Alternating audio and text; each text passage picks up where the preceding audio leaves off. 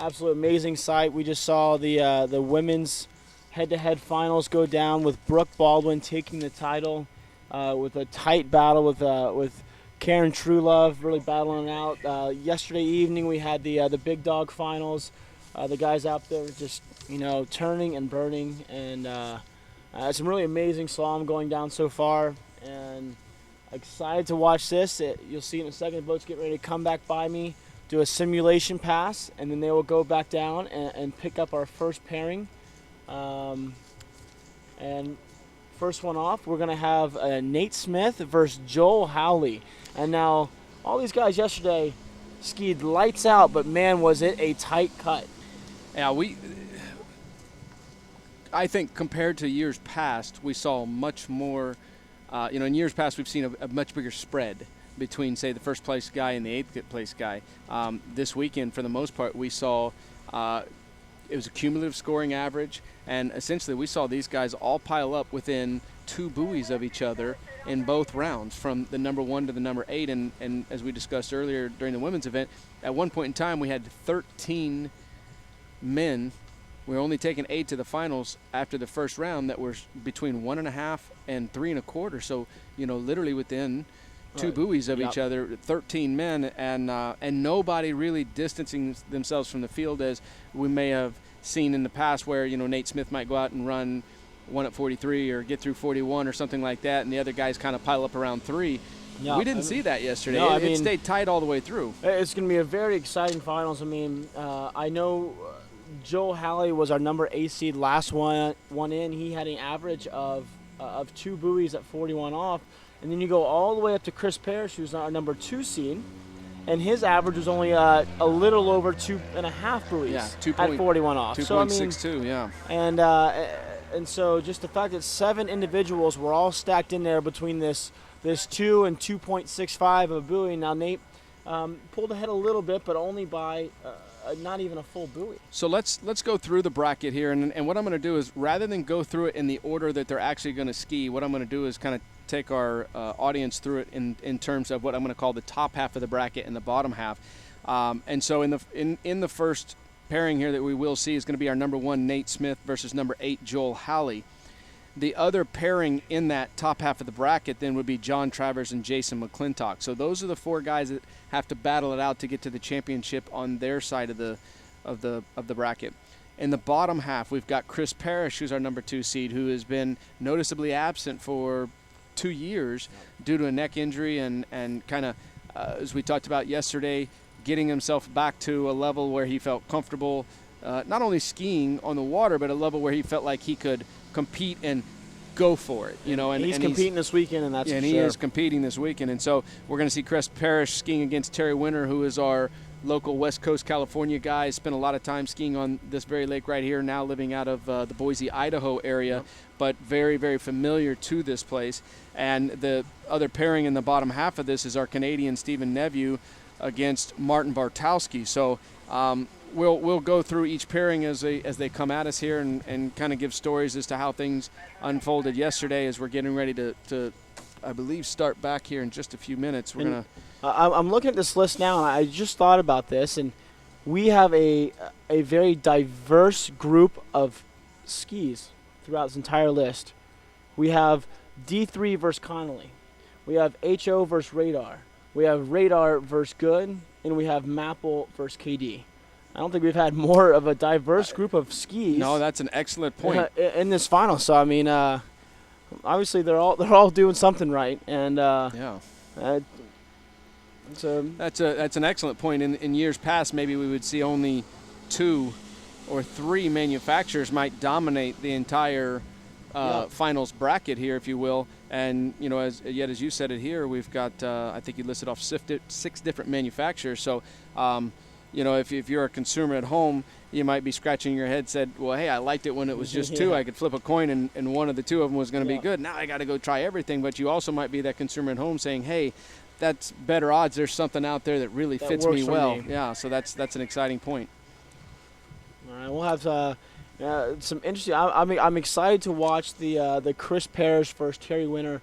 Both veterans that have been in this sport a long time, they're going to be your two oldest competitors here. A lot of these guys are in their very early 20s. I mean, Martin Bartowski's probably our third oldest one. He's 28 years old.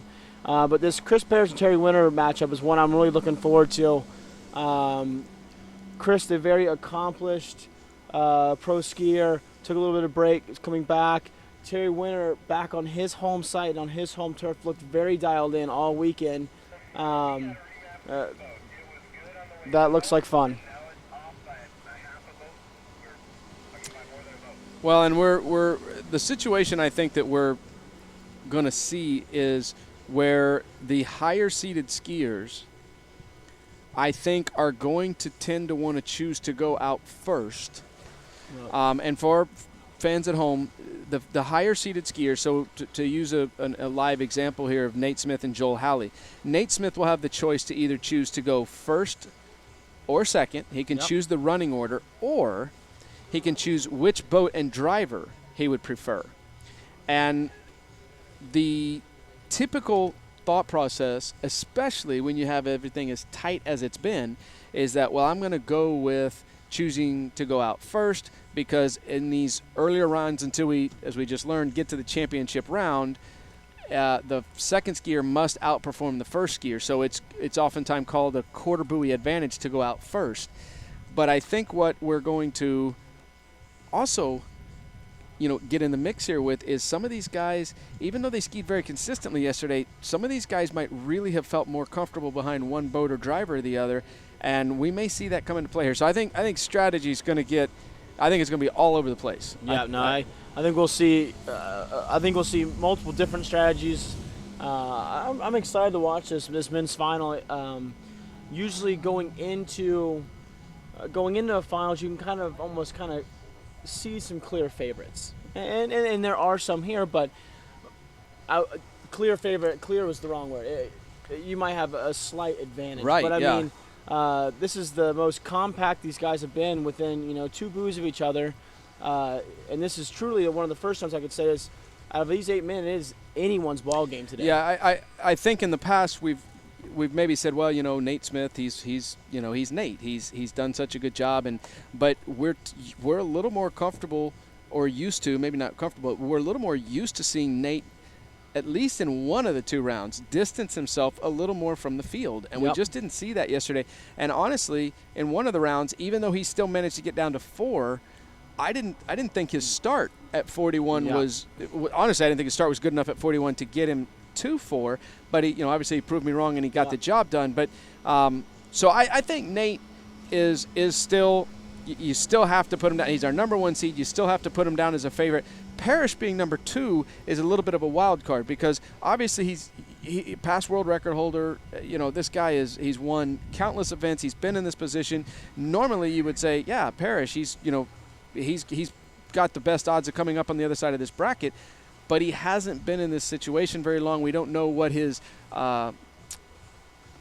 sustainability in terms of round around around. Can he keep putting up the big performances, or is he gonna get tired since he hasn't been in these situations? So, we got to kind of let it unfold and figure out.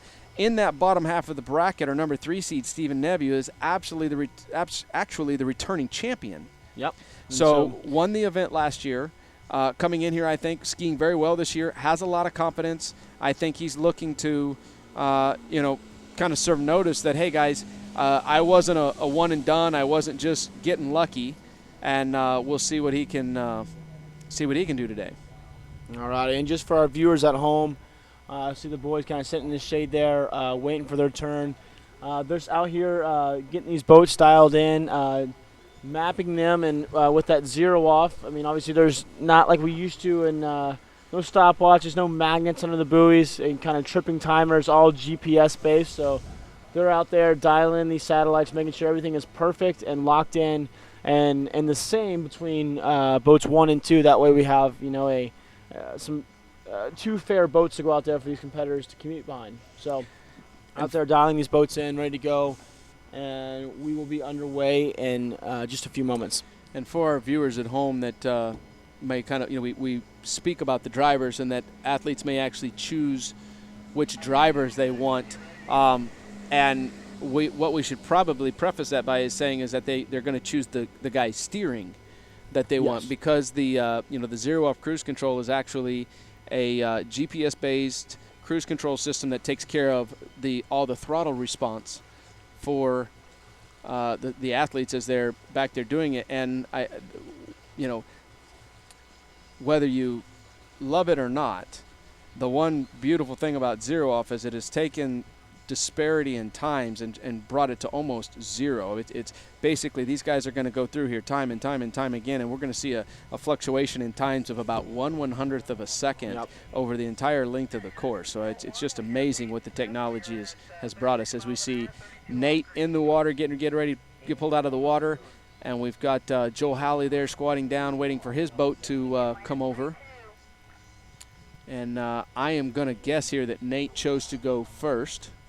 Yeah, but they are starting at. So I just hearing from the radio, these guys are starting at 32 for their first rounds, where they started yesterday. So Freddie and I touched light on it with the women that they had to go out at a line length shorter than what they were used to, and kind of, all of a sudden their 41 off was coming from or their 39 off was coming from a different end. This first round of head-to-head will be the same format that they had during the day. They'll be taking 32 off a dock. But once they get to the top 4 round, they'll actually go up to 35 off. And that might play a little factor, but we'll have to wait and see once we determine our top 4. Well, there's not much wind today.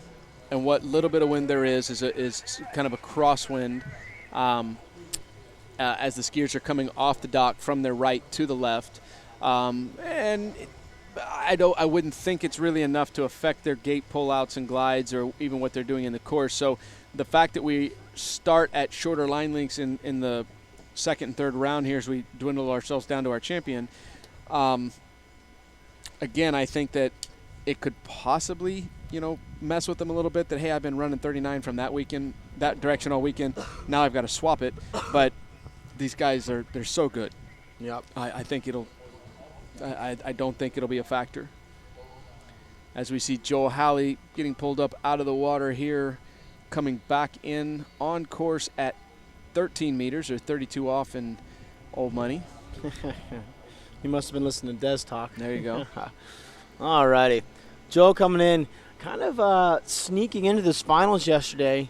For quite a few competitors, who's actually the outside guy looking in, sitting at 9th place for a little while. He had an average of 2 at 41, but was unfortunately knocked a position back due to seating, and then a very early fall from Will Asher, a very unexpected fall from Will Asher, actually allowed Joel Hali into that finals. I think the two most surprised people on the lake that Joel Hali made the finals were Joel Hali and Will Asher. Yeah. Because Will Asher looked strong in that first round, was skiing well. We had talked about how solid he looked. Sometimes Will gets a little bit movie, if you will, kind of bouncing around on his ski. He looked stable and solid. The ski was 3 at 41 the first round, and then just really kind of a freakish fall. Not even a fall at 39. Just had a little slow at a 1 at 39. Got kind of bobbled up at 2, and then just was too far down course. Got around 3, but an inside 4. And I talked with Will just briefly last night, and kind of asked him what, did you have a feeling? And he just shook his head and said, I have no idea. Yeah. And he said, I've never turned a buoy and ended up in that position before. And I agreed with him. I said, I've been watching you ski for going on 20 years. I've never seen you pull the handle up to the wrong side of your body like that. And so it was just very unusual. It's got to be, Will handled it like the champion that he is, and, just kept his head high and moves on. And I think all of our slalom skiers, this is a very fickle sport where it's one and done. I mean, you exactly right. You woke up this morning and you feel good. You go out there, make one bobble and fall down, and your weekend's over. And it's a cutthroat sport. And I think they have a temperament where they're built for that. Me, I'd be over in the corner chewing down a tree right now, but they handle it better. All right, well, Nate Smith, you just saw him get through 35 off there. A little replay action for you here. Really not much to talk about when these boys are running through 35. I mean, they just make it look so clean and so easy. And Now, I could probably go out there and put on a show at 35 and make it look like it was right. about Make it look as hard 41. As it actually is. Yeah. And, I mean, Joe Hali, they're tightening up the line down there. Going to bring him back through 35 off. I imagine with the scores that we saw yesterday, I got a feeling we're going to see a lot of these head-to-heads being decided at 41 off. Well, yesterday with the big dog guys, we expected to see more pairings, being decided at that 41 off length, and I think we only saw one. Yeah, one pairing in their, what was it, 20? A lot. 24, 26, 26 pairings. 27, I guess it was. We only saw one go to a two. So that was a bit surprising yesterday. We did have some shadows on the water, and I know you spoke with some of the big dog skiers, and that seemed to play a little bit of a factor and visually kind of in their playbook. I sat with 4 of the competitors last night, and Chad Scott was one of them who went down at one ball at 39, and I asked him because we had made some speculations that we thought that the casting shadows, and I like the way you said it, it looked like a camouflage had been draped across some of the buoys, and Ben Favre and Chad Scott said that when you were gliding on your gates, you could see one ball no problem. But then when you turn and as you came through the gates, of course, the buoy kind of disappears behind the boat. And as you came off the second wake, it was just gone. You couldn't find it. And Chad Scott said, I didn't know what to do. He said, I just kept climbing up on the front of the ski looking for it. And he said, until I fell down right around it. They really struggled with that. But again, not going to be an issue today. We're going to have this thing wrapped up here in about 2 hours, I'm going to assume, as we see Nate Smith coming on. Finally kind of getting in here now where these guys are going to get pressed a little bit. This is the 38 off loop. Allowing these guys to start at the 32 off today in the first round since they haven't skied since yesterday. Kind of let them get the cobwebs out and feel their way through this first round as we watch Nate just slice and dice right through that nice and easy. And but in the next couple rounds, we'll start at the 35, and that's going to shave a little time off here as we can get into the more exciting stuff a little faster and talk our way through that. So as we see Joel Hali down there, as you can see in his photo there on the screen, sported a longer hairdo for the last couple years and showed up here recently all clean cut and looked like he was going into the boardroom for a business meeting. But I think most agree his new clean cut look is suiting him very well. And as we see there, one of the ski companies that were, as you mentioned, not a company that we see as much in the finals of some of these tournaments, the Conley. And but as you said, kind of making some waves here with Joel and getting Joel involved in some of the PD&D, as you said, and there's some good response because of it. No, and it's always good to see we said such a diverse ski market here in the finals because it means that one of them's innovating and another one's having to progress and do something better. And as you and I, we're the consumers, that benefits us greatly when these guys are all competing because they're making better skis for us. Absolutely. And hopefully one day I'll get past 2-ball at 39. So Joel Hali slicing through 38 off there. And of these two guys, if we compare the styles, Nate Smith considered probably one of the most efficient. Looks like he's doing it as easy as anybody in the history of the sport ever has. Kind of right now is the, if you would, the working model that most people are trying to build off and learn from and understand. And it's just an amazing how balanced he is over his bindings and over that front foot and completes all the rotations, finishes that step before he gets in a hurry to go.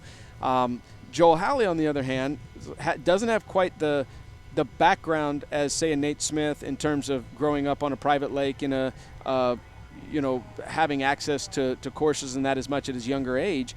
And it's a little bit more of a what we'd call a ski rat, where he's just going to go get the job done, and we're going to tend to see him move around and dance a little more. No stranger to getting himself in trouble, but because of that, he's very good at getting back out of it. That's right. And so here we go, Nate Smith coming in 39 off.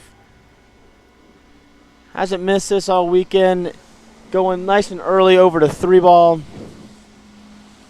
Round 4, over to 5, and, well, not only has he not missed it this weekend, I think in all the rounds, both rounds that he skied yesterday, there was one buoy. It was a 3-ball at 39 in that second round. If you'll remember back, he came in, and I think he just ended up a little short, narrow, if you will, as he came to that buoy. And we kind of saw his right arm shoot up high in the air like he was waving to somebody on shore. And but by the time he got to 4-ball, it was right back in it. Yeah, so. you couldn't tell anything had happened. Where some of these other guys, their 39s were a little scrappier, a little more of a fight to get through. And but there's no style points. No, it's 6 buoys is 6 buoys, and Joel Hali has been skiing extremely strong these first 2 rounds, and very consistently. 2 rounds of 2 at 41. So obviously Joel needs to get through this 39 and into 41, and then him and Nate can go do the tango at 41. So gotta get through this 39 off. Joel Hali coming in. And Joel, knowing that Nate got to 4-ball twice yesterday at 41, and I'm sure he's expecting a battle here, but he also knows, as we see him dip in there a little bit at 3-ball, but there's a little, got folded up at 4, but still very much on time.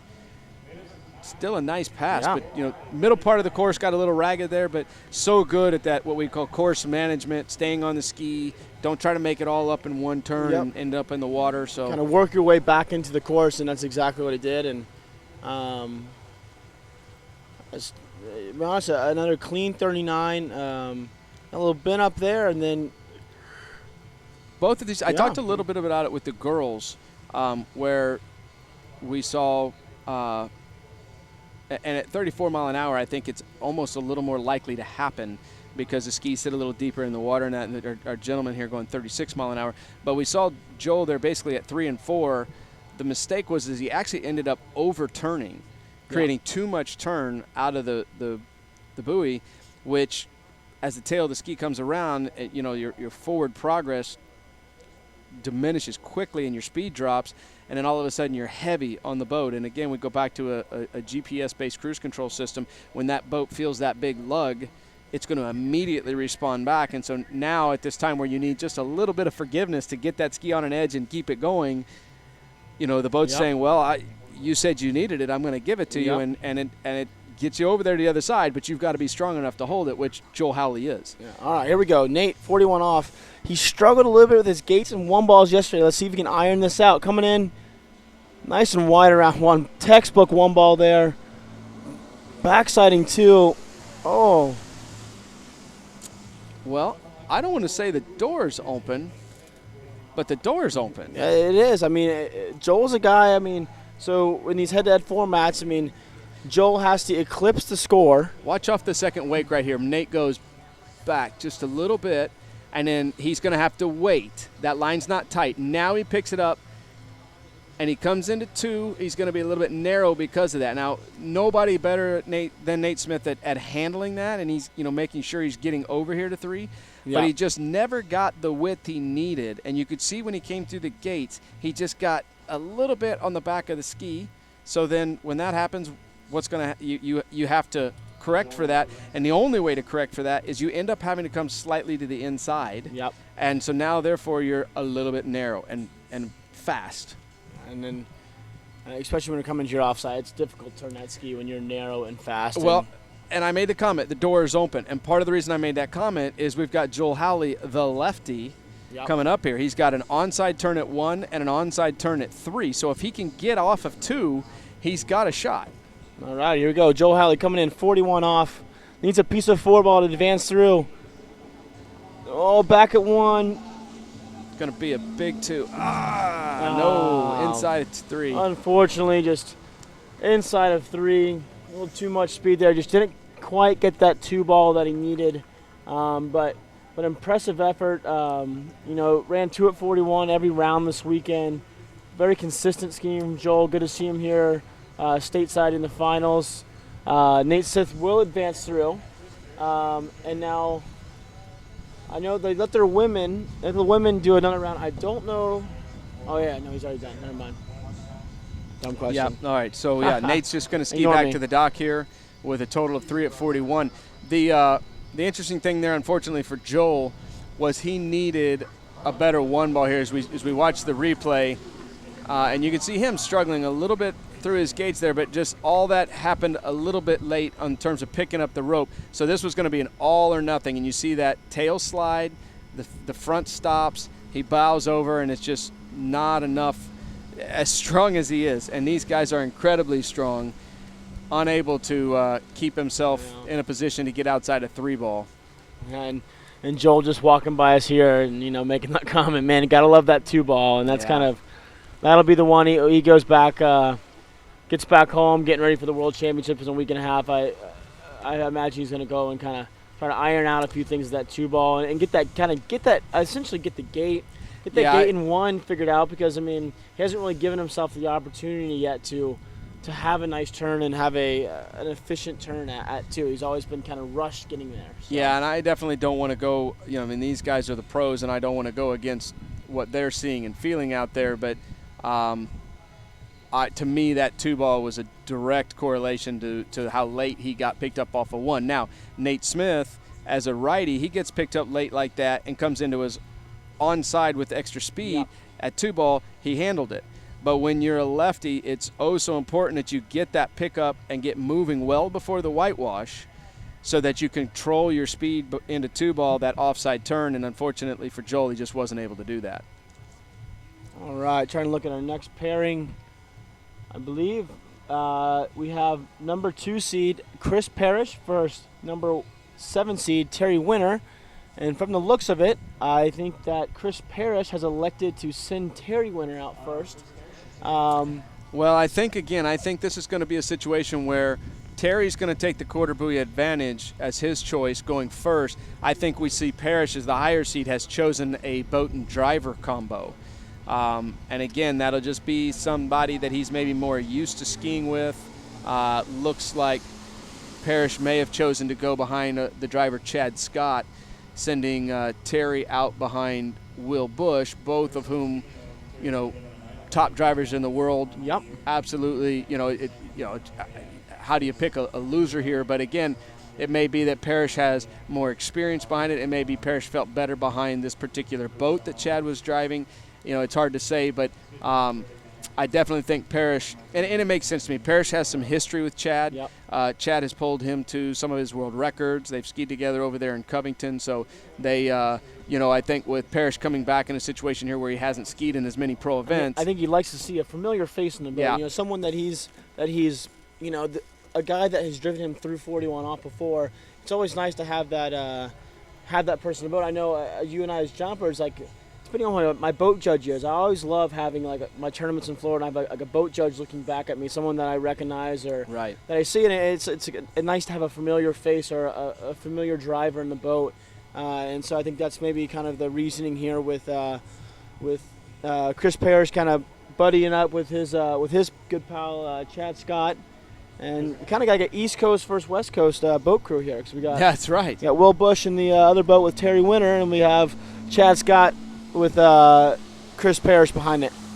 So here we go, boys, starting off 13 meters, 32 off, just warming off. If somehow any cobwebs did manage to get going last night, they're just dusting those ones off, and this will be a fun showdown to watch between these two guys. And again, for our viewers, we're not going to bother to analyze and technicize every turn and pass here, and we'll kind of let these guys go through the motions, if you will, and running through the 38s. And you hate to belittle it that way. I don't want to make it as if these passes aren't incredibly hard.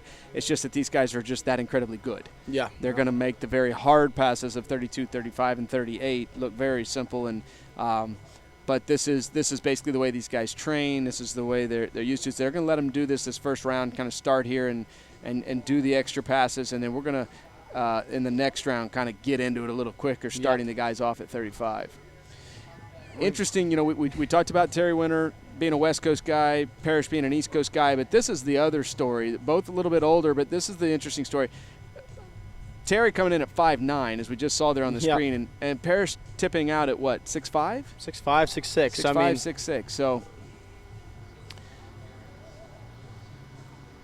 Terry coming over the top there a little bit. We want to see him And Terry has that off, what we'll call the offhand, his right hand here. You can see it always kind of comes high and over the top, and a lot of times he'll use that to help him engage the front of the ski and pull that through.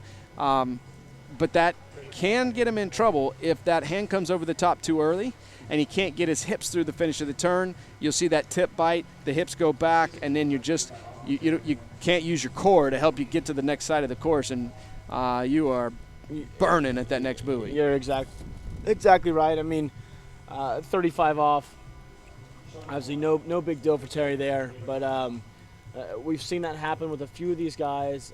Jason McClintock has similar style on that 135. Got him in trouble a little bit yesterday with it, and kind of got Terry at one ball yesterday at 41 in one round. So it'll be curious to see if he can kind of resist the urge to get back on the handle so soon before he lets that ski come all the way back under him. But, yeah, and again, I think that hand, we talk about on the slalom skis that the tail of the ski, a lot of people think that because the tail of the ski has the fin on it, that it's just going to carve around and it's not going to slide. But these guys, they need the tail of that ski to actually break loose and slide around a little bit. They call it smear.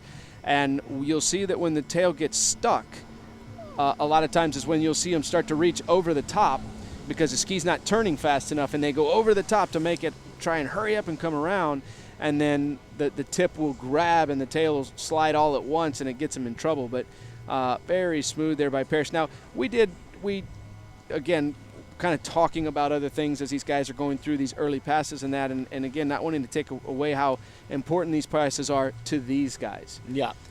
Even though each pass is completely independent of itself, and hey, I ran 6 at 38 or I ran 6 at 39. It's got nothing to do with 41. The reality is these guys are building a rhythm and building a comfort with the driver right now. Yep. And that's going to play dividends, if you will, as the event goes on. But as the passes start to get harder and harder, they're building that confidence and that rhythm as we go. And these two particular guys, very contrasting styles. Chris is extremely tall, and if you watch him, his hips very rarely ever get behind his center mass, where if you go and watch Terry Winter, he's a shorter individual, so the leverage on the boat, he kind of gets a lower center of gravity and kind of almost gets into this squat, I don't want to call it a squat position, but he gets lower on the boat and kind of... Tremendous knee bend. Yes, and so you watch these two individuals in very contrasting styles from... So getting those knees down, coming in, and then almost standing up nice and tall on the buoy, but watch how low he gets here behind the boat and then standing right back up, and both kind of achieving the same goal. Chris is kind of leaning into the course and getting that ski nice, light, and tall across the wakes. Now Terry, contrasting, is kind of getting low and grunty on that ski and developing angle to get across course. But obviously as long as you get 6 buoys, it doesn't really matter how you do it, but it's fun to watch these contrasting styles. We talked about it a little bit different, but you couldn't be any more correct. We have 2 very contrasting styles, but we have 2 very contrasting statures. Yeah. And so, Chris Parrish is, we talked about it yesterday. He's so tall and so long, and those neurons, as fast as they're firing, it takes a long time to get from his toes to his ears, and the reality is he's not going to be able to move as quick on that ski. And Terry Winter, he could ski like Parrish all he wants. He's not going to get that leverage advantage. He's not going to get that reach advantage. So he's got to get up.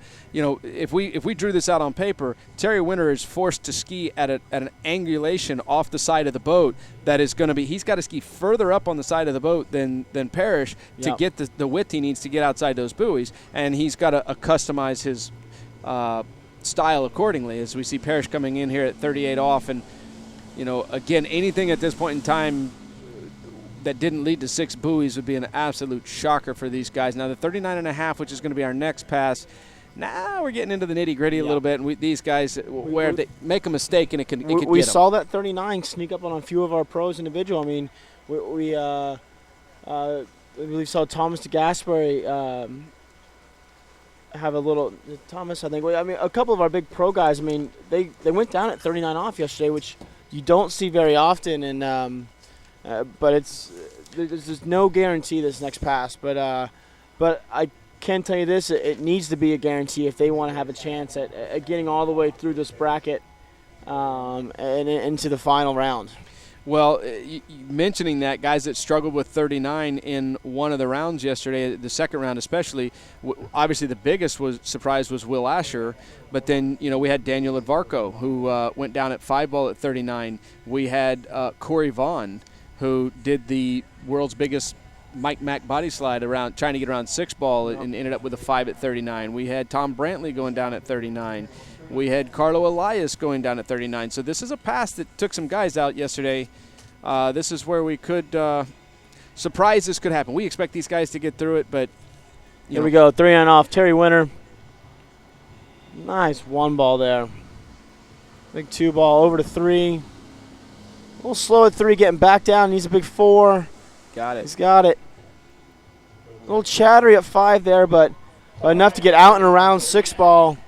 And another skier through 3-9 off, Freddie. Yeah, see we can hear the local crowd here getting behind Terry as they embrace him as one of their own, as a young man. He skied here on these exact lakes for many years and has always stayed a West Coast boy. We kind of had that conversation yesterday. A lot of times when people want to further their skiing career, they will head to Florida and either be at one of the ski schools that are in the area or just maybe to be a student or even as a worker, so they can just get more ski time and longer ski seasons. But Terry and guys like Marcus Brown, they just said, no, we're West Coast and we're going to stay West Coast. They stay true to their own. It's always fun to see that. And we couldn't have two different brackets when we got the tall versus the short, the East Coast versus the West Coast.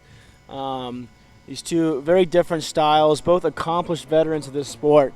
So let's see what CP's got for us. Coming in, Chris the Tower Parrish coming in 39 off. Needs to get through this one. Good looking 1. Hooks up nice out of 2, leaning over to 3. Little slack line at 3, patient at 4. Little slack again at 5, but no big deal.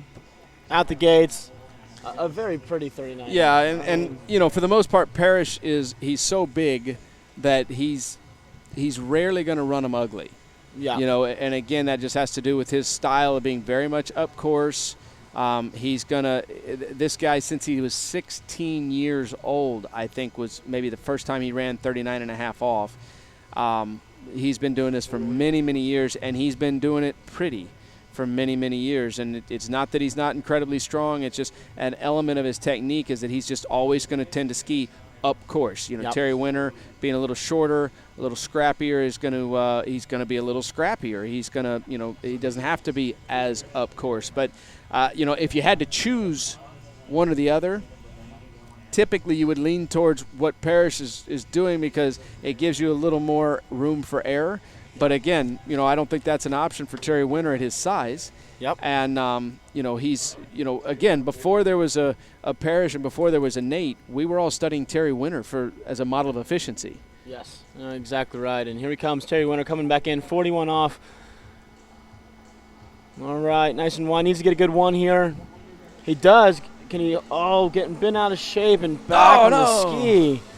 Man, that ski came around so nice out of 1 there, and then just got pulled over the front of the ski and just really lost all his angle. Watch the replay here. We talk about Terry sometimes gets in trouble because he comes over the top and his hips get behind him. Watch right here. See how the hips went back. We lost him in the spray, and he got it back. The ski got around, but see how off the second wake there, the hips were behind. And at that point in time, as he's trying to push his hips up, but because he's on the tail of the ski, your hips won't move. Yep. So your shoulders end up being what moves so your body feels like your hips are up, and he ends up falling in. Now, that's really unfortunate for Terry because Parrish being, again, we talk about a left foot forward skier, he's going to come into his onside turn here at 1, and now he doesn't even have to try to turn 2. He's most likely, I'm going to guess, come over here and we'll see a squiggle at 2. And then just get right back in behind the boat. Yeah, so. But I could be wrong. Parrish could get a nice 1-ball here and say, hey, I want to get a look at 3-ball because, I'm thinking further down the road of Nate Smith. But my guess is with him not being all on the scene here for a couple of years. I don't think he's going to take any chances. I think he's going to try and stand this up at 2 and guarantee himself moving on. Yep.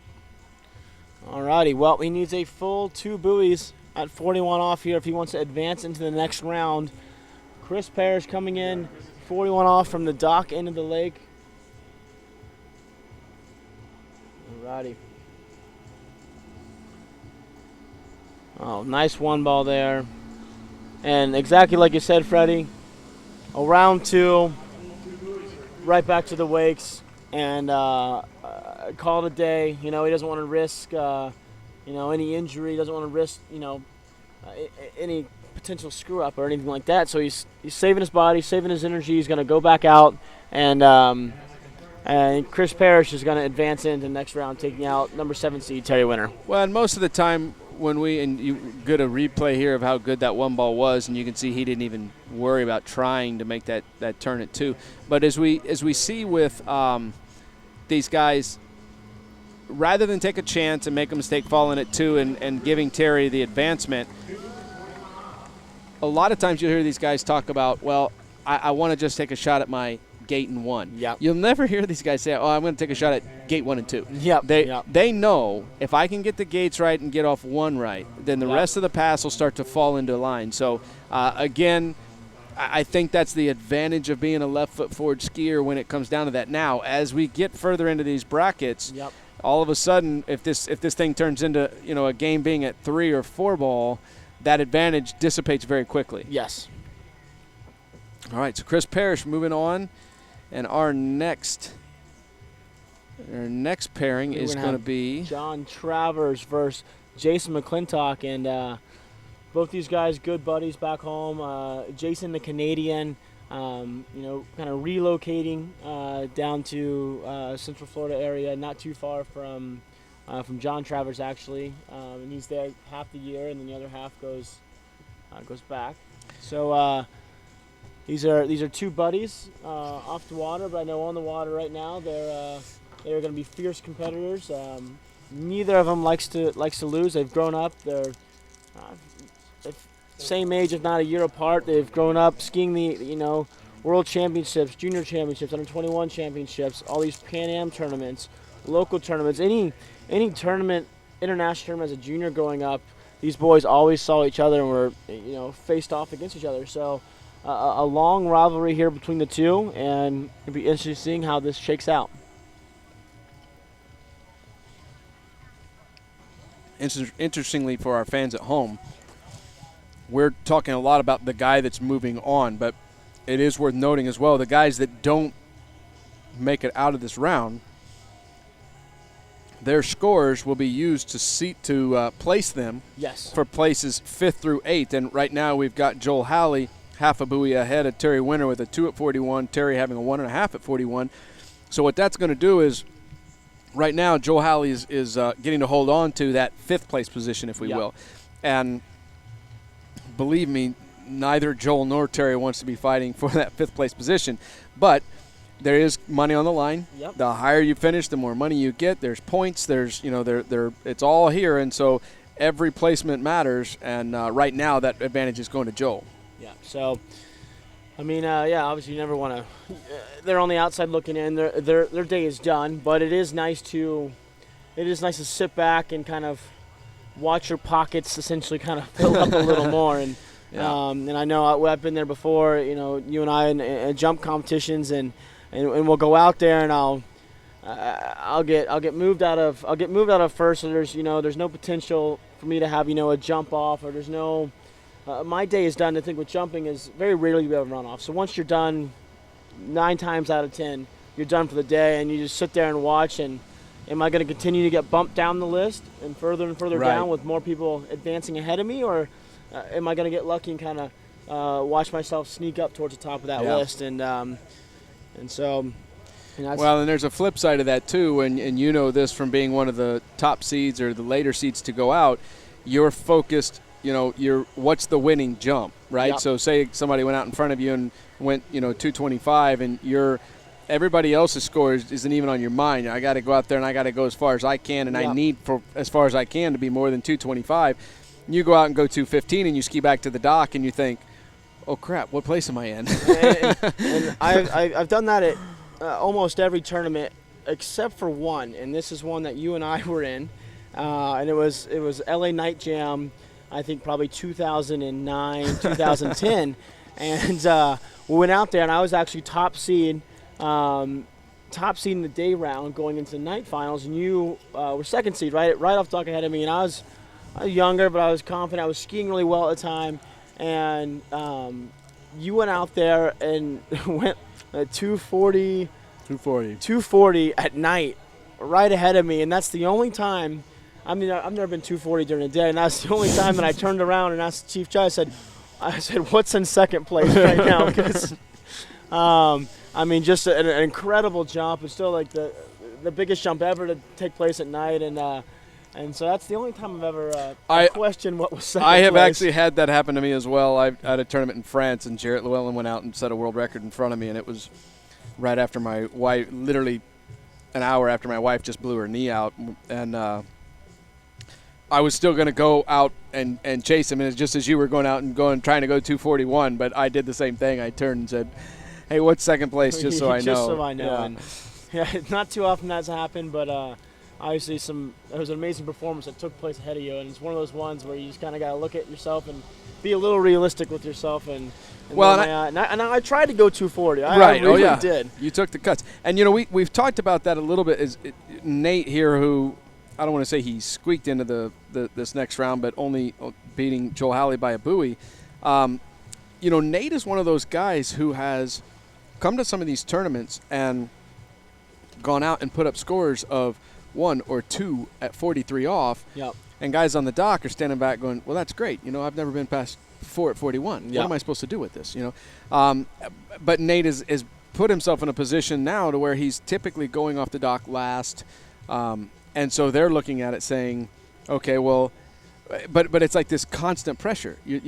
Great. He's probably going to go run 41, so I got to go try and put some pressure on him. You've got to throw something down, and especially when you have someone of Nate's caliber, when he is consistently, I don't think he really missed a 39 all year. Had one little bobble at our U.S. Nationals. I mean, the guy is always in the 41 off, and if you're the lower seed or the going off earlier in the running order, I mean, it's a difficult place to be in. You can't really just go easy at it and get a conservative score. I mean, knowing who's behind you on the dock, you really got to push the limits, and that goes to be spoken for whoever goes off first in any of these brackets. I mean, they can't just go out there and take it easy, because any of these competitors are capable of getting well down the line into 41. Well, and yesterday, we had 16 of the big dogs that we started with as we went through the seedings, and we talked about upsets in the pairings. Oh, are we going to see any upsets? And we didn't. We had very few. Today, I do feel like if Joel Hali would have taken out Nate Smith, we might have classified that as an upset. Terry Winter taking down Chris Parrish, maybe that would be an upset, although, again, Parrish not being around as much, not really. They're pretty evenly matched, as we saw. Right there, they were half a buoy apart. As we go on throughout here now, I can't with good conscience call anything else as we're going forward here as an upset, because these guys were so evenly paired yesterday. Yep. All right. It looks like we're going to get underway with our next competitors. It looks like John Travers, being the higher seed, electing to go off first. He'll be behind, looks like, Will Bush in that black and red ski 200, followed by Jason McClintock coming back out. Both Nautique athletes out here, both dialed in with this particular boat. These are guys that have been skiing with Nautique for a long time, both training behind him daily. So these guys have this boat figured out. They seem to have this lake figured out. John Travers coming in 32 off, just feeling it out, feeling that ski out. Shouldn't be any surprises here.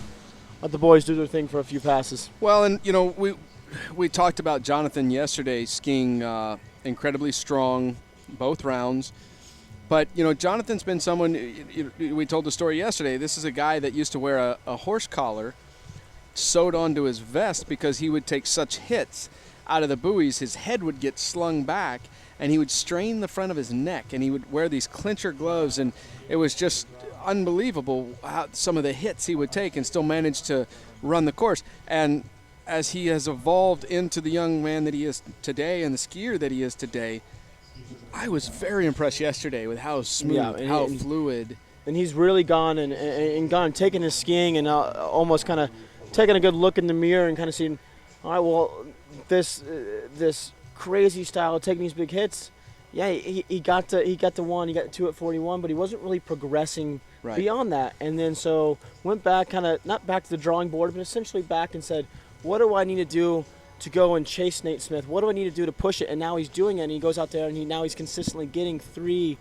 4, and deep in the 41 off. And the same can be said about Jason McClintock. And as for, changing techniques and style, Jason always had a very unique style and kind of been one of his own. But what has happened, we talked about this earlier with bindings, Jason was a guy who grew up on double bindings for a very long time, and only in the last year and a half has he switched over to a hard shell in the front and a rear kicker in the back. So I know that it's taken some getting used to for him. Yeah, that's not, and it sounds like, oh, well, you just change out the back binding, and it's like going from a high top to a low top. What's the big deal? Yeah, it's a big deal. It's not like going from a high top to a low top. It's like going from a high top to a flip flop. Yeah. So hey, I'm gonna go play basketball, and I'm gonna leave my Jordans here, and I'm gonna grab my Reef sandals and go rip it up. Well, then you ask yourself, well, why would you ever make that change then if it's that drastic? But what these guys are toying with and playing with is the double boots gives you a leverage advantage in the leaning position. So we talk about whitewash to whitewash.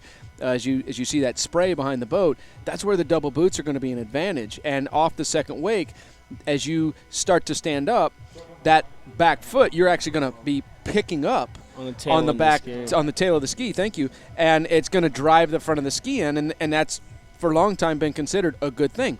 But as ski design has evolved, the manufacturers are getting better and better and better at helping the front of the skis engage. Some of these guys are switching back to the toe rubbers, where now I'm allowed more movement and more hip rotation.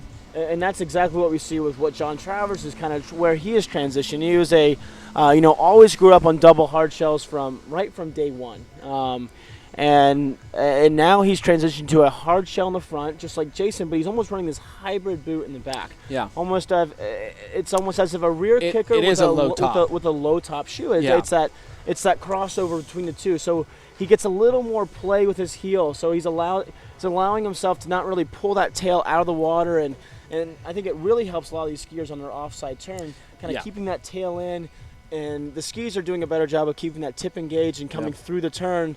And they're not necessarily picking the tail end of the ski out of the water and blowing that fin out. But I think one of the things that's interesting, and we talked to yesterday about West Coast slalom style, that Terry Winter, Marcus Brown, and some of the guys out here, you going all the way back to the original West Coast boys, LaPointe's brothers, and guys like that were so big on counter rotation. But essentially, what it came down to is your ability to move your hips. Yeah. And so the one thing that double bindings or double hard shells do is they lock your hips into a position that makes it hard to move. The toe kicker is going to allow for more of that hip rotation, which is great because now you're engaging the core more, and you've got more balance, if you will, through your turn. But again, can you make that work out when you give up the leverage advantage? And honestly, I think for Jason McClintock, it's been a good move. Yeah, I think he's more consistent, running bigger scores. He's after the transition, he went on to break the Canadian national record. He's gotten over to six ball several times at 41 off. I don't think he hasn't quite closed the door on it. I was a boat judge for a tournament and was so close, just coming out, got outside six ball, just lost the handle, just kind of slipped right out of his fingertips. And I know that's one that kind of haunts him because he's like, man, I was this close to having that 41, which is very elusive, and only a select number of people have actually ever, punched their ticket through that 41 off. And John Travers being one. So, I mean, these two boys very close in age, train right down the road from each other, good friends, but right now, I mean, fierce competitors when it comes to this bracket right here. It is interesting. I think in a lot of sports where they're bigger sports, you have more competitors. You get these rivalries where two guys will walk into an airport and they'll walk the other end of the terminals because they can't stand to be in the same building. Yeah. Obviously, water skiing, there's a lot of different personalities in that, but the sport is so small. and we all end up having to rely on each other and travel with each other. We're all going to end up on the same planes, and for the most part, everybody is getting along pretty well. So it's you're right. Like, these guys are very friendly off the water, but right now there's only one thing they want to do, and that's rub the other guy's nose in it. So John Travers making short work of 38 off there. Yeah, and we talked about yesterday. I mean, they're even buddies this morning. They'll go and have coffee together at the hotel lobby, and then they get to the site and kind of stepping foot on the site. Then, about an hour before game time, it's kind of they kind of drift apart, do their own thing, and then about an hour after the game's over, whoever comes out on top, and once the loser cools off, they. And I mentioned this yesterday. If you go back 30 years, back to, again, the LaPointes, the Mapples, the Duvals, the Lucky Lowe's, and that generation, there was a lot more friction. And guys could be more vocal or more, and girls. Yep. Don't want to exclude the girls. Women can be vocal too. No. There was a lot more friction, I think, and competitiveness, not just on the water but off it, because the public didn't have access to so much of that, right? Yeah. Like it was, but now with Twitter and Instagram and Facebook and Dick and blah, blah, blah, all these social media avenues, I mean, people know what you had for lunch, right? I don't want to chime in and cut you off. Now, here's the entry strategy. Jason's coming back in at 38 off. Now, I'm looking down the lake, and John Travers has actually gotten on the back of the boat. Now, I've seen him do this a few times. Some of the skiers will elect to just kind of float there in the water, and John's one of those guys that says, bring the back of the boat to me. I want to sit on the back of the boat and really rest the body. And so that's the first time I've actually looked down the lake and seen one of the competitors kind of hop back up on the boat. And we have seen that in the past years where the weather, maybe the tournament was happening a little later in the year, and the weather was a little cooler. And California water does tend to be a little cooler sometimes because these lakes are pumped full of water, and they would want to get out. Now, I haven't heard any of the competitors talk about water being cooler, so I'm wondering if maybe he's even down there maybe trying to look at a piece of equipment on the back of the boat. And obviously keeping everything in line, trying to look here. Although he just looks like he's resting. I think he's just hanging out, going to break by. And this is the beautiful thing of having these hard shell bindings when they go into these head-to-head situations. I think we're kind of divided amongst these people who's running a hard shell and who's running a standard rubber boot or kind of stitch tube boot. Now, the advantage of having these hard shells is you're able to unclip them and kind of loosen them. If you've ever seen a snow ski binding, very similar setup, and then clip them back in, and they go right back in the same spot. They're consistent. You mean the buckles? The buckles, yeah, yes. They're not actually unclipping them from the ski. Yeah. They're just loosening the buckles. Let their foot breathe a little bit, kind of give their toes some wiggle room, and then go from there. Now, looking down. There is something. He hasn't gotten back in the water yet here. Now, typically, for our viewers at home, we have what we call wait timers, and in what we would typically, a tournament would be a single boat run. So, for instance, Will Bush would be in the boat, and when he comes to the exit gates, it starts a timer, and the timer waits 40 seconds, 50 seconds, whatever, and it'll give a single beep that says, "Hey, get ready," and it waits 10 seconds, and it allows the driver to tighten up the line, and okay, there's the second beep, and you've got to go. What's interesting in the head-to-head challenges here, the second boat that comes through has to tell the first boat, okay, hey, there's the beep, you have to go. And then when the first boat gets down here to the end, they're going to do the same thing. They'll radio down to the other boat. But that seemed like a little longer hesitation there. All right, good-looking one from Giant 39 here. Patient over to 2. Got a nice little headwind here coming into 39. Nice 4-ball over to 5.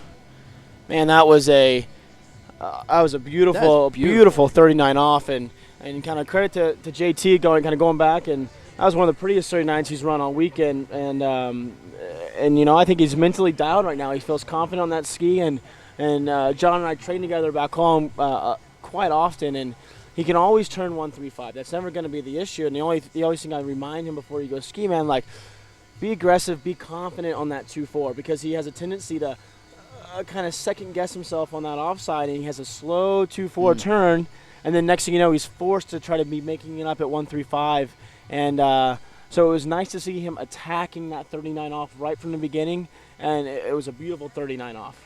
Yeah, that, and again, we talked about it yesterday and earlier in the show here about what a development and what an evolution, if you will, that Jonathan's been on. And that was a perfect example of, and, as a slalom skier, you love to run a pass like that. Yeah. But the reality is it's not worth any more than if he'd run it ugly, and he's still got to come back at 41 and do some work if Jason McClintock can get through this pass right here. There we go. Jason coming in 41. 39. 39, sorry, my apologies. Good looking 2-ball. Pulled over the front a little bit to 3. Whipping that ski back around. Big 4-ball. Nice 5, around 6. And out the gates. And so not as smooth as John's by any means, but, again, other than from a self-confidence standpoint, it makes no difference. No, and watching him on 135 today, he's have a tendency to sitting back on the tail of the ski, and that ski's just not quite finishing around, so that slight hesitation is just causing him to get a little bit further down course, and he's really having to rely on that offside turn on 2-ball, which he stayed patient. He waited for the line. He had a beautiful 4-ball here, and I got a mouthful of marbles, man. Yeah, well, that's thank you, jet lag. It is interesting out of 2-ball. Again, we've talked about how important it is. Keep the hips up. Don't let the hips get behind you and start pulling the chest over the top. And from 2 to 3, we saw that a little bit where he got the nose in and the ski kind of stopped and pitched him over the front. Now, for our viewers at home, that would be, you and I would have been sitting back in the water, or most likely they would, the amount of forces that we would expect for him to feel. And these guys so strong and so aware that, hey, this kind of thing can happen, because it's, I've run this past 27,000 times, and they're able to keep moving through it and keep running the pass. But here at 41, he is not going to get away with that. He's going to have to do it right, as we see John Travers coming on course, has the advantage that whatever score he puts down, Jason's got to beat it. Big one there. He's got to stay patient at 2. Pull out at 2. Can he?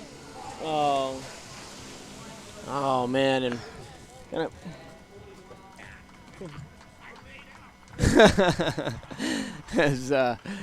All right, JT landing right behind us. Sacrificing on there.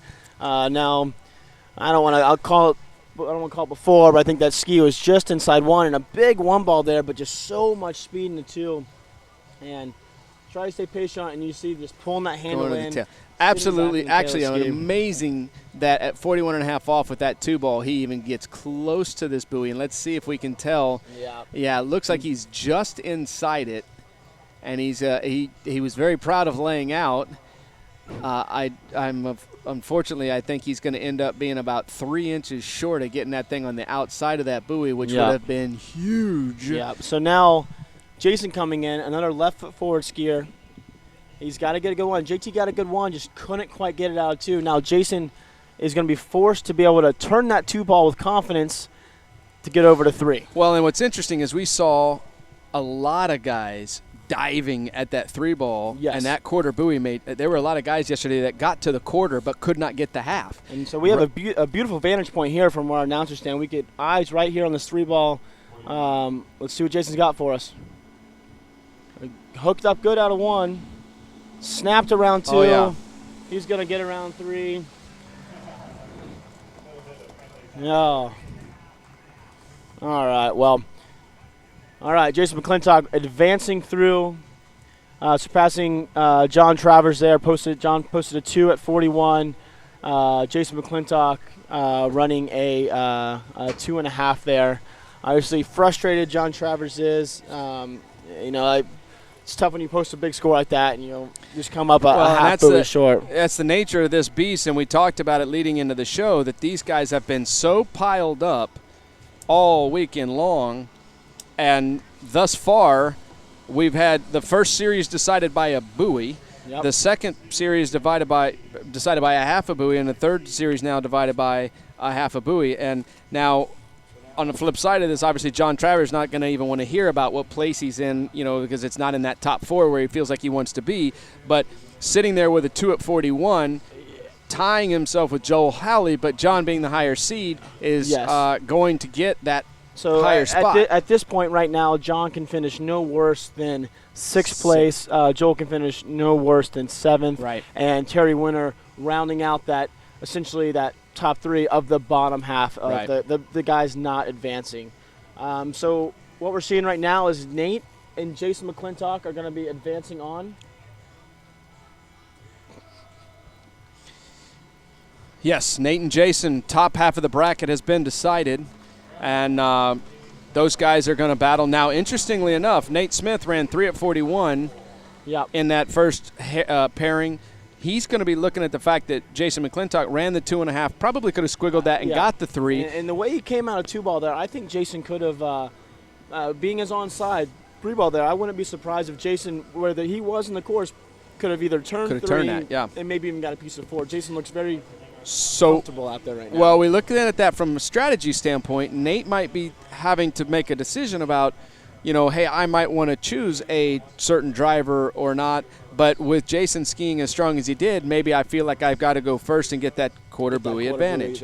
So, and Jason, being the lower seed, might be more than comfortable with saying, hey, I just felt really good behind my driver, and I'm going to stick with that. Yeah.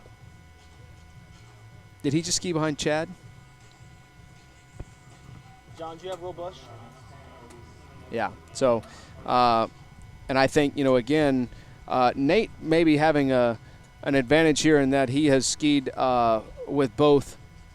I mean, all these guys have skied behind both of these guys countless times, but, Nate being very comfortable, I think, with both drivers. Maybe more of our West Coast guys are a little more comfortable with Will being a West Coast guy.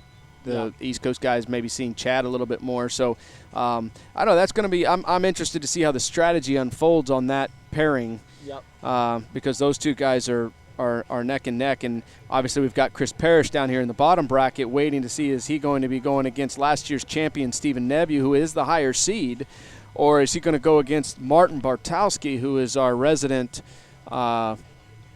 athlete rep / ski design / ski test guy for Dave Good and company. So, a lot of names there on the business card. I mean, and Martin doing a lot of work for Good and getting heavily involved with the testing, and then also dealing with a lot of the good athletes and kind of helping distribute skis and the right skis to the right skiers worldwide. And so really taking on a lot, and so far it seems to be handling it very well. He's actually somehow taking on more and actually skiing better. Yeah. And so it's great to see that. These two guys came in here. Let's see, Martin ended up with a 2.25 at 41, and Nebu, I don't have it written down. I'm trying to remember what he ran yesterday. I think Steven had a full 3 yesterday, or 2.5 or 3 in the final round. And there was a little bit of controversy. I don't want to say controversy, but there was a very close call with Martin, who needed to get a piece of 3-ball to kind of separate him from the group, and he got it. And but there was a question about whether it was a quarter or a half, and he got the full half, and that has paired him up here then with Stephen Nebu. And again, Stephen being the higher seed, it looks like he's chosen to go out first. So Martin is going to then choose the boat that he wants to ski behind, and it looks like he's chosen to ski with Chad Scott, which kind of makes sense. Chad, he's obviously done a tremendous amount of testing. Chad Scott, being a good skier as well, has probably been at a lot of those testing sessions with Martin, probably pulled him a lot of times. So Martin might say, hey, I just both boats are great. I'm going to go with the guy I've probably skied behind a little bit more, being Chad, and we're going to try and team this thing up. Yeah, and so these boys, obviously, I mean, we've said it countless times now, these first 2 couple passes, it's simply them getting out in the water, feeling the skis out. We skied right around the same time yesterday as they skied yesterday, so really about as close as it can be from day 1 to day 2 for these boys.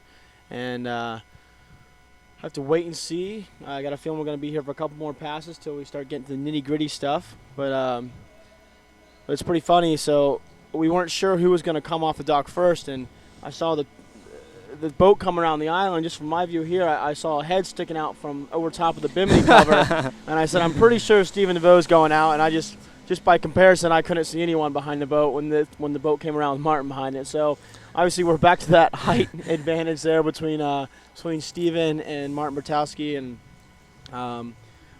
both these boys kind of a interesting way that they've come about into this professional slalom. Neither of them, 5 years ago they were just kind of getting their feet wet, just starting to maybe dabble in the pro scene.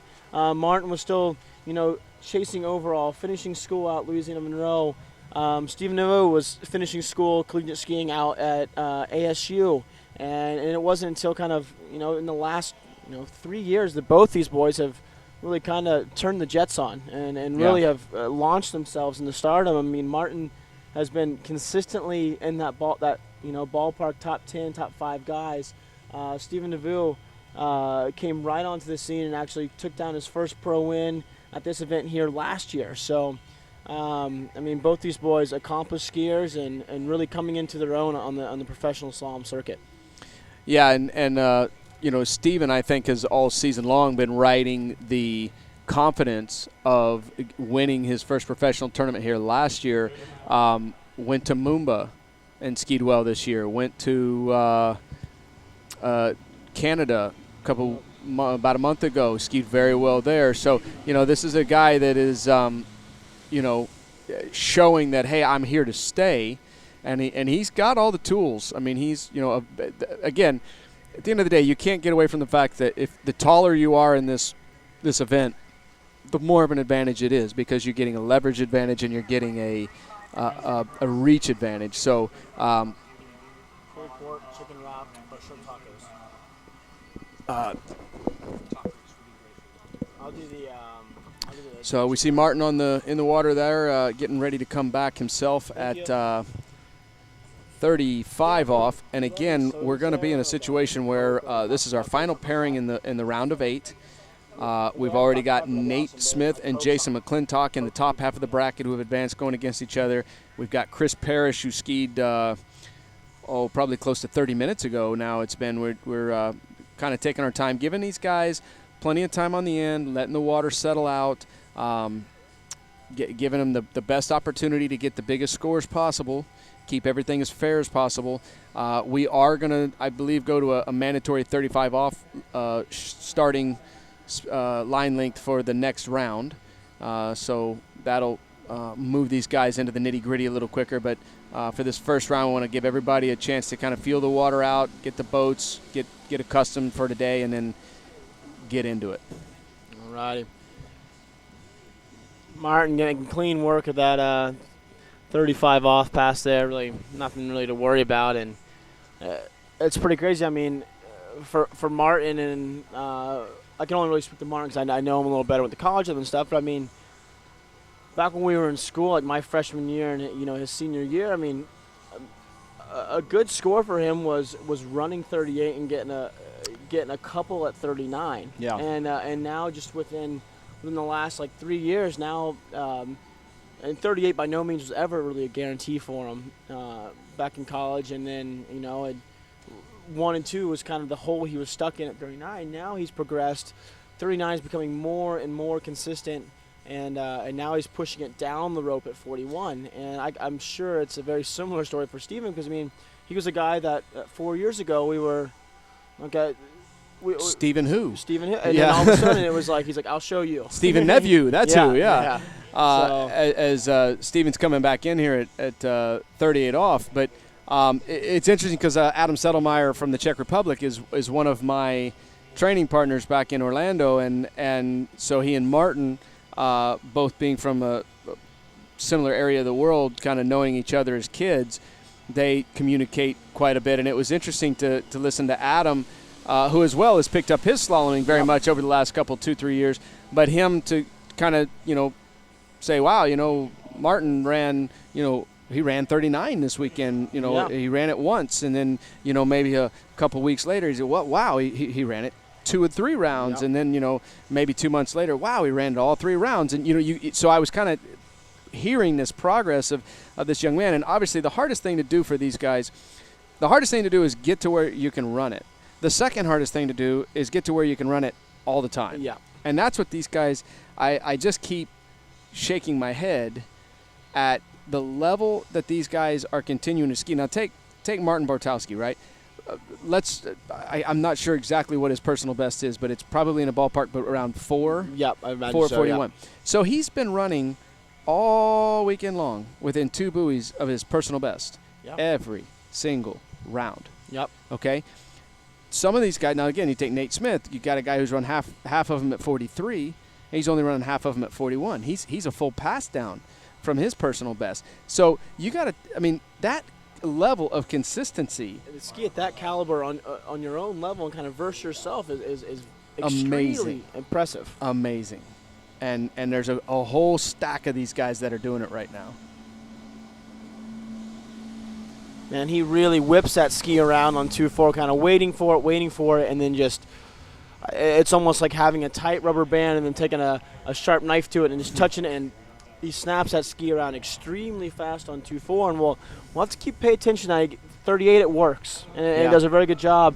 We'll have to pay attention to that at 39 and 41 because that's where he can get himself in a little bit of trouble. Well, and if you watch right there on his offside turn, Martin is not afraid to let his head. There on 2-4, he keeps his head pretty level. But watch right here, he's going to turn. He's going to actually drop his head to the inside. Yep. His ears, if they will, they tilt left. They don't stay level like they do on 2-4.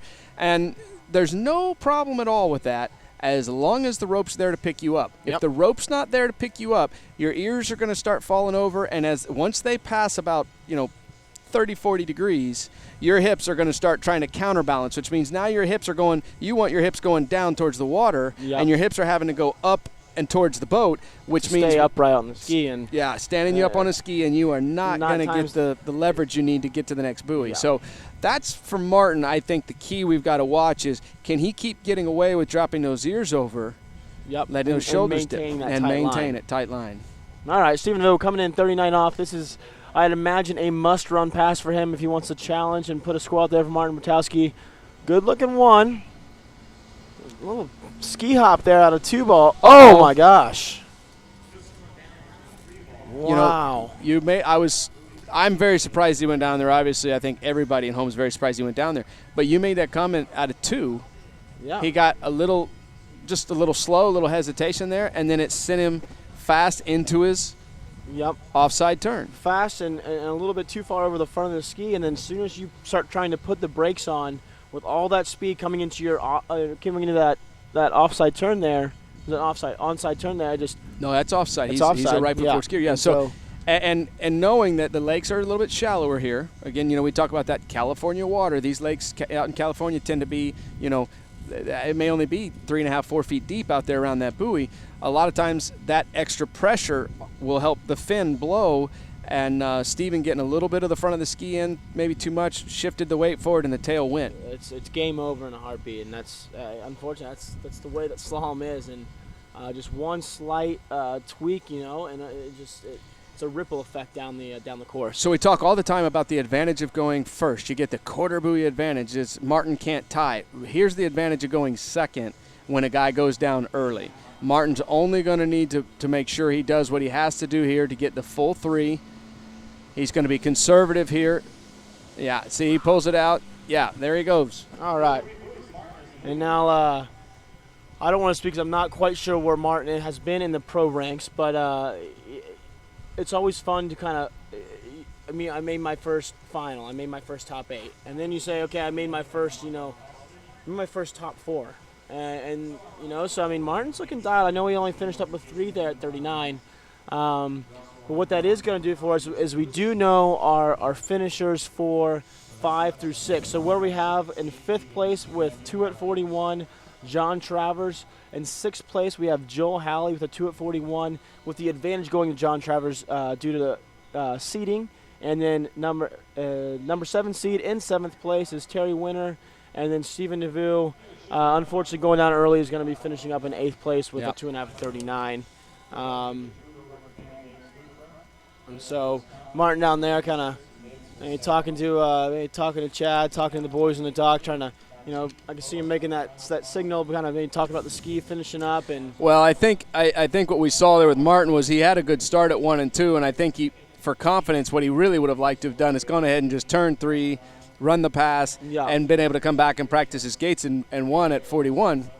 But honestly, just do the right thing there. Yeah. Make sure you get that sure three. You get that three, and Yeah. especially being an offside turn like it was, and he just saw his competitor go down early on the offside, which he doesn't see a lot. So I guarantee that was in the back of his head. It's like, man, Steven just blew his fin out on his offside turn. I better chill out and just get my turn. Now, had it been an onside turn, I can guarantee he would have just cranked that around and worked his way through the pass. So, on to the round of 4.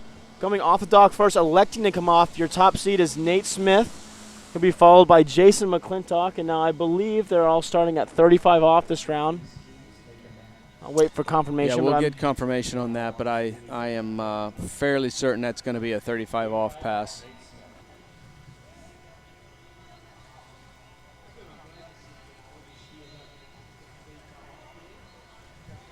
All right, well, confirmation is listening on the radio there from the chief judge of the boat, and these boys are starting at 35 off. And so getting into those money passes, the nitty and gritty, a little bit quicker. You know, they don't have the liberty of those first 2 easy warm-up passes, kind of getting thrown right into the thick of things. And still, I mean, 35-38 should be a pretty routine pass for them. Well, and especially at a facility like this where it's basically a perfect man-made lake. We've got no wind today. I mean, the worst thing these guys could find is, hey, the water's a little nervous today because there's no wind. Yeah. I mean, that's and you're stretching for that. So I think these guys are going to be more than comfortable. In fact, I think if they'd been given the option, they probably would have talked on the dock and said, hey, let's go out at 35 and move this on a little bit. They're all looking forward to getting to the deeper passes as well. So Nate Smith choosing, we believe, to come out first, which will put the pressure on Jason to have to outperform him. They cannot tie in this round. And now in the final pairing, they can tie. Yep. And it's interesting because then it takes away a little bit of that advantage, if you will, to choose first or second. It kind of steals that little bit of it, if you will. But some guys will be, hey, I want to go first because I don't want the pressure of knowing what the guy did after me, or before me. But this round, we're still going to finish out with second guy's got to beat the first. Yep, and then keep this moving right along. But right there, 2 Nautique athletes, both Nate Smith and Jason McClintock, very accomplished athletes. And so we'll see what shakes out here. Should be an interesting matchup. Jason I don't want to say he struggled through 39 earlier, but didn't look as comfortable as we saw some of the other competitors. Yeah. And then when he got to 41, he had a great 1-ball and 2-ball and pretty much kind of laid up at 3 to make sure he got through to the finals. Right. So, I mean, I'm excited to see if these boys both get through 39 to see how far Jason is willing to push it down 41 off. Well, I think he'll push it as far as he has to. If Nate leaves the door open, I think he'll go for a quarter buoy more than Nate and not take any chances there. But, we talked about that a little bit with Jason as we see Nate kind of go high hand on 5-ball there, which, again, typically he only does that when he's coming up a little bit narrow on that side. So we're going to want to monitor that as the rope gets short. See there, hands down nice and low, right at shoulder height, right there at his hip. Let's see where it's at 3. Right there at shoulder height is right where we would expect it for Nate on his offside. But watch here at 5. He's going to take this hand and go high with it. See it? Way up over like he's waving to somebody. And that's typically a sign of I didn't quite get as much out of 4 into 5 as I expected. And so I'm just balancing myself out here on a little bit narrow. But, going back to the comment about Jason, we made the comment that these guys are so good at I didn't run that 39 as well as I wanted to or as well as Jonathan did, and it doesn't make a difference. No. Only thing that matters now is let me get this gate in 1 right so I can get on down 41. And it's obviously a new pass. It's a new day. That's right. That's right. And Ben, we talk about with jumping, kind of short-term memory, kind of deleting it. And the same thing, these guys, okay, whatever, I messed up 39 there. But boom, get my composure, go through my checklist, and then I'm going to attack 41. So here we go. There's McClintock. 38 off. Needs all 6. All right. Whoa. A little squatty there out of 2. Didn't seem to put him too far behind. Around 5. Over to 6. Tell you what, neither one of those guys really made that look nearly as easy as they did in the earlier round today. So maybe the swapping of ends is giving a little play here as we watch Jason come through this on the replay there. See that right there? Just got buckled forward a little bit, lost the hips, but tremendously strong young man. He is lean. Both these guys, lean, thin guys, but boy, incredibly strong. And I know Jason does a lot of TRX work and mobility work, so he's he's ready to handle a situation like that where he loses his hips a little bit and then pulls them back. Yep. All righty. Well, here we go. This will be the first time that these guys have seen 39 off from this end of the lake. And we talked about it earlier. This end of the lake's maybe a little bit shorter setup, and so it might have a little. The gates have all struggled a little bit from this end. Now, 39 off. These guys are pretty dialed in. They've run this in some really tough conditions. They're beautiful out right now.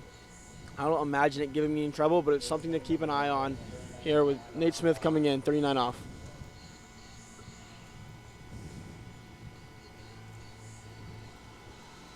Nice one. Number 2 there.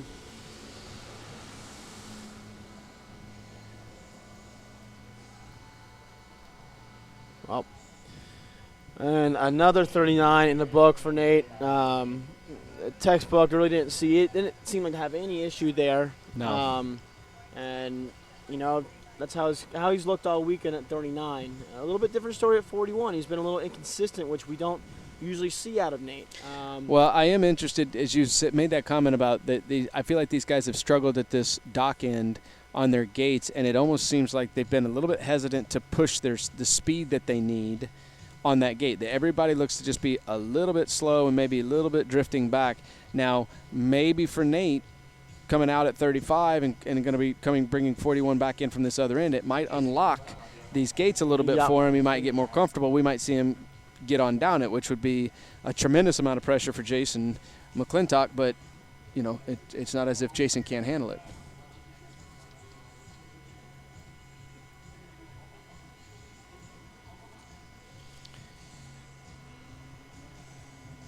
Okay. All right, it's a must run for Jason McClintock. 39 off coming in from the dock end of the lake. Big edge change, big one in the turning the 1, hooks up nice out of 2. He's got time at 3. Cranking her over at 4, 5, and another 39 in the books for Jason McClintock. And that was a nice pass. I felt like that was better than his 38, honestly. Yeah. Which makes no sense. Yeah. But really committed to that 2 ball there, and that just kind of set the rhythm up for the rest of the pass, honestly. If I was judging the 2, Nate versus Jason's, I think I'd give Nate a little cleaner, a little tighter lines, a little better line, if you will, through the pass. But as we saw with Jason and Jonathan running probably the better 39 in that, doesn't matter. Doesn't matter. It's a new day, a new pass, and I'll be curious to see if Nate really pushes 41 here, or if we see him do like he's done in the past and kind of get to 1, get to 2, and maybe lay up at 3 ball, or does he push it down the line? I think Nate's.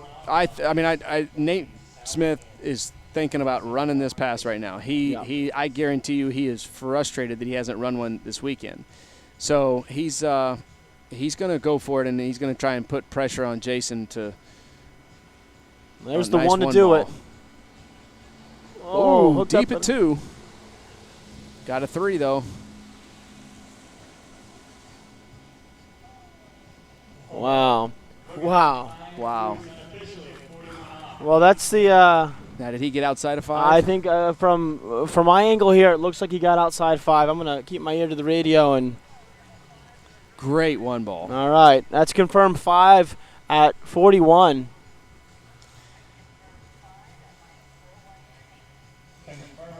Really deep out of 2 though.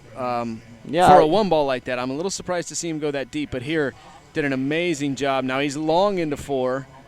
but does an amazing job of finishing this 4-ball and getting to a point. And I think that's the thing about Nate is a lot of guys might have got to 4-ball, but they wouldn't have been able to get to that next buoy to 5-ball, and that's where Nate has just separated himself a little bit from the guys. Is I got in trouble at 3, but I'll go ahead and get 2 more buoys. Where other guys, I got in trouble at 3, and if that didn't finish me, the next buoy will.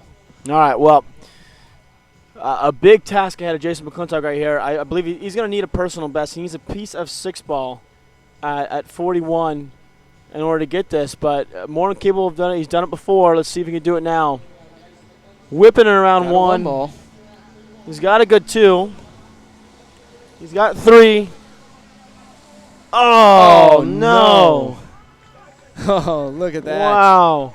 Oh, I know he's frustrated because he was in a good position coming in the 4 there, and he's smiling, but everyone's giving a round of applause. What an effort going out and, following up that huge score and just not able to keep that ski glued to the water on 4-ball there. But that was a good-looking start if I've ever seen one. Oh, man, I'll tell you what. I bet Nate Smith's mouth got real dry real quick there when he came off a 3 because it sure looked like he had what he needed to get it. Great job out of 2 here. Completely nice on time. And just on the front a little too much and lost the tail. And it makes me wonder if there's – because, again, it's the same buoy that all these guys struggled with coming the other way. We just had so many guys that struggled with that buoy right there. I just wonder if there's maybe it's a little shallower there and it's allowing the tail to the pressures. But you can see right there on Jason's tail. Man, what a amazing effort. And then look at this. We talked about it earlier. John Travers and Jason McClintock greeting each other. Yeah, standing there on the water. Game's over, both of them. They're done going there. Hey, man, good job, good competition. Let's sit back and then watch these boys battle out. All right, well, coming out first off the dock, looks like Chris Parrish would be the higher seed, so he's electing to send Martin Bartowski out first. I don't think Parrish is going to send him out first. I think Parrish chose a boat. I think Parrish has said getting dialed in with Chad Scott. I think he said I skied well behind Chad this morning. And I think I will take a chance and do it again. Yep. Yeah. And now that does put the onus back on Parrish in our final pairing here, where second skier being Parrish has to outperform Martin. So if Martin can go out and say pull off a 3 at 41, that'd be putting a tremendous amount of pressure back on Parrish to have to get a piece of 4, but we'll have to see if these guys can get through all the intermediate line links first.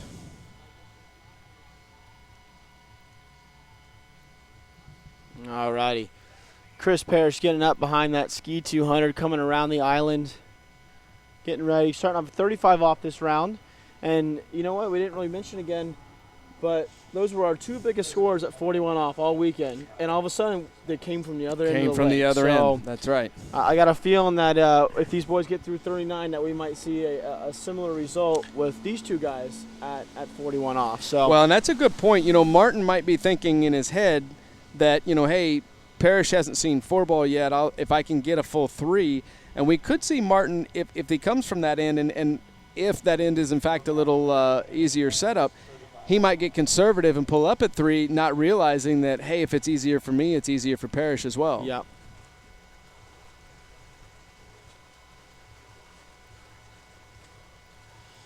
See these guys sitting down here. Perfect opportunity to be splashing each other, talking a little smack, anything. They're just going to sit there and looks like they're both just looking opposite of each other, and they're not really making eye contact. I'm playing with my gloves. Yeah.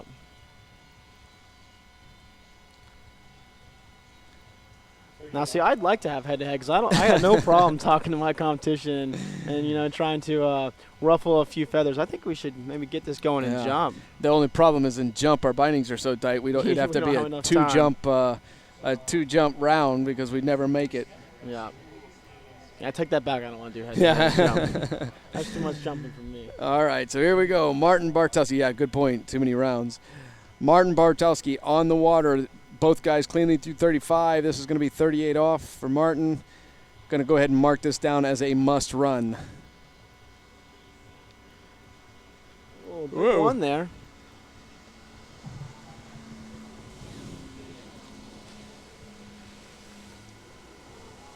Oh, Whoa. no. Wow, that is an absolute heartbreaker for Martin Bartowski. Man, I looked away for a split second, and that something happening with this buoy right out here, man. It's just kind of swallowed some people up today. Like a big alligator there. It's where we lost Stephen Nebu not too long ago, and it's ironically is where it bit Martin Bartowski too 1 round later. And so now Parrish here, opportunity to get through this 38. Which should be a routine run. Right. Obviously, going down early there, Martin. And we kind of talk about strategy once we kind of see Parrish kind of get around that 3 ball and around that 4 ball there.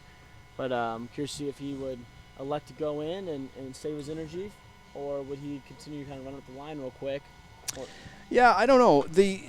With Parrish not having skied as many events, he may be thinking about energy conservation here if he can run this. And my guess is if he gets to 4 in good shape, he'll turn it and just run the pass. Yeah. But there's also a chance that he might be looking at it saying, hey, I haven't had a chance to run 39 or 41 from this end either, so let me go ahead and finish out my set. Yeah. Around 2, over to 3, hooks up at 3, turn at 4. So Chris is going to be advancing into the finals with Nate Smith. We'll have to wait and see if he elects to go back out and maybe test the waters at 39 and 41. No, he pointed at the dock and took it in. All so right. He's. I tell you what, this is a heck of a story developing here on behalf of Chris Parrish in terms of the. I guess you would call it the homecoming back into the professional events. He was your second skier off the dock out of 23 individuals to start this tournament, and now he finds himself in the finals at no worse than second. At no worse than second, yeah. With the number 1 seed skier on the dock. So I mean, what a tremendous effort by Chris Parrish, make it to his finals. I mean, we've talked about it a lot this weekend about how he was kind of gone for a while out of the scene, but now all of a sudden he's back in the scene, and he came back strong and with a forceful fist, and now he's in here going to battle it out with Nate. Well, and I think we talked about it a little bit yesterday. We saw Parrish second off the dock, but nobody in their right mind thought that was actually the right seeding for Parrish. Yeah. But they've got to follow the rules of going along by elite list. But I mean, Parrish doesn't have any elite scores. He doesn't even have world standing scores hardly, because he just literally hasn't been skiing tournaments. So just getting that neck, trying to get it back to 100%, and again there were some even last year hey, we've got some video of Parrish skiing and that, but then maybe taking a hard hit and kind of having to take a step back and then a couple steps forward, a couple steps back. So I think right now I think Parrish has got to be incredibly happy with how it's worked out, but we've got to see can he finish this thing and make the Cinderella story comeback here. And just a quick update for our viewers. So we went through, and now we do know where our other seeders are going to be with a huge score of 3.5 at 41.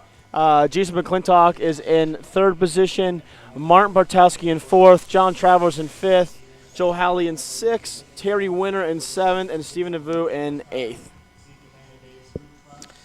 And as we watch on the screen there, we see Parrish and Nate, they're kind of walking around, probably discussing here a little bit of strategy. I think they're going to take just a few minutes to, as we get a beautiful picture here of Belle Aqua Lakes, I think they're just going to take a few minutes to let these guys kind of rest their feet and hands and let them talk through strategy. Nate, being the higher seed, going to be able to choose if he wants to go out first or second, which we did talk about, has less meaning now, because in this round, the second skier does not have to beat the first. We're going to run off any ties. So my guess is at this point in time, Nate's going to choose driver. And he's – sorry, I don't mean to interrupt, but he's been behind Will all day. But I wouldn't be surprised to see him pick Chad just to mess with Parrish a little bit, who hasn't had a chance to ski behind Will lately. Yep, and I mean, Nate's a skier who's, very accomplished behind both drivers.